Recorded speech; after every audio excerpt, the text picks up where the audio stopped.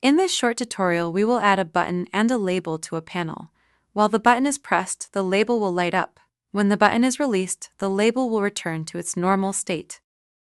First, create a new scene and select it. Set the scene to edit mode.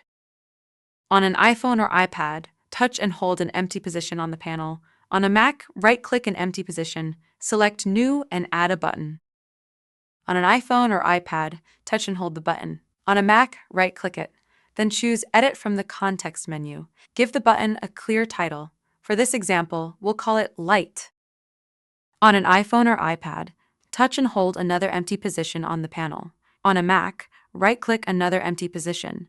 Select New and add a label. Open the Labels context menu and choose Edit. Configure the label's appearance and give it a title, such as Status.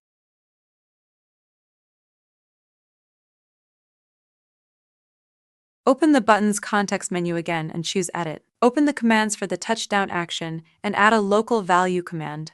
Enter Light as the path and set the int32 value to 1. This command will later switch on the label's light.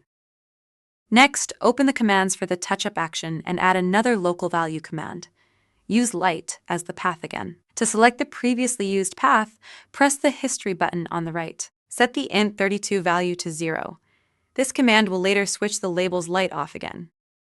Open the label's context menu and choose Edit. Open the events for the light on action and add a local value event. Enter Light as the path. You can select it from the history by pressing the History button on the right. Set the int32 value to 1. This event responds to the value sent by the button's touchdown command and switches on the label's light. Next, open the events for the light off action and add another local value event. Select the same path from the history and set the int32 value to 0. This event responds to the value sent by the button's touch-up command and switches the label's light off again. It's time to test the result. Set the scene to live mode, press and hold the button, the label lights up immediately.